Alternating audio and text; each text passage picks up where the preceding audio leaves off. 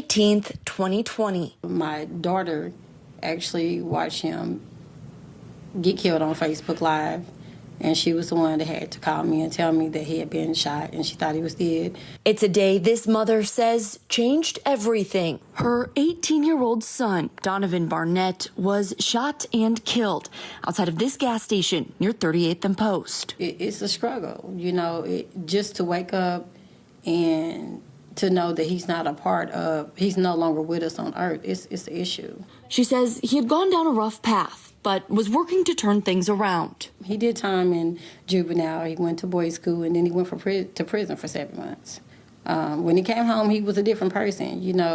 He was more focused on his roots of what I taught him. Those roots, she says, included giving back and helping others. Donovan most definitely wanted to be able to pull the other young men out of the streets and employ them. But his chance to do so was cut short. So now his mother is taking the lead, keeping the beauty and barber shop she ran with her sons open and starting a new janitorial business.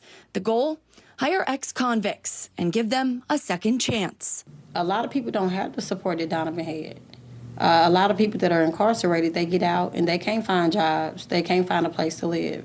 So I feel like it's time for someone to make a change. It's time for somebody to stand up. She says helping people re-enter the workforce after they spend time behind bars needs to be a community effort. A lot of people don't think it impacts us, but it does.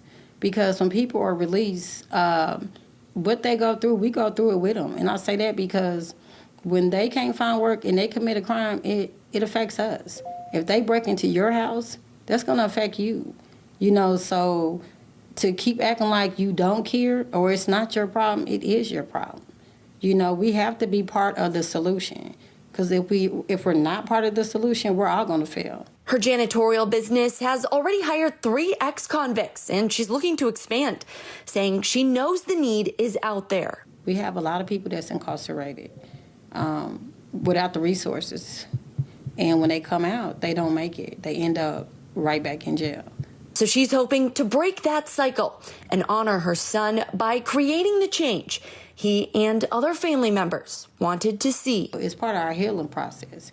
It feels good to know that we are still doing some of the things that he was doing and he was working on. And the whole purpose here is to turn lives around. I mean, people who get incarcerated eventually come back to society. So I'm wondering here with our experts, have you ever seen a person you've arrested turn their life around? Donald Schweitzer, I'll start with you. Denny, I have. I've seen a lot of that, but not enough. I think that this woman is a saint. She's doing God's work there. We as a society need to do a lot more than what we're doing. We know that prison is not a place where people, turn themselves around. When they get released, we as a community should be doing things like making community colleges accessible to these people, finding jobs for them, and doing everything that we can to make sure that they don't reoffend. Because as this woman said, if they don't turn around, we get hurt. We're the ones that suffer just as much as they do.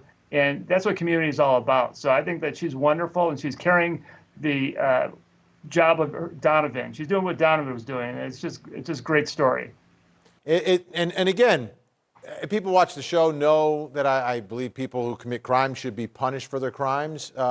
But I'm also a person who understands the reality of it all, Donald. And where do you think it has to come from to do a better job of turning people around? Where does it come from? Well, it comes from having a lot of empathy, or some empathy. People deserve second chances.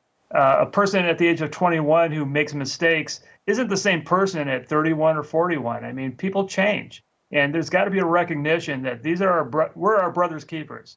I don't want to get too emotional here, but we have a duty to protect our own. When people come out, we should be trying to change them. Otherwise, they're just going to be doing the same thing, and we're all going to suffer. Absolutely.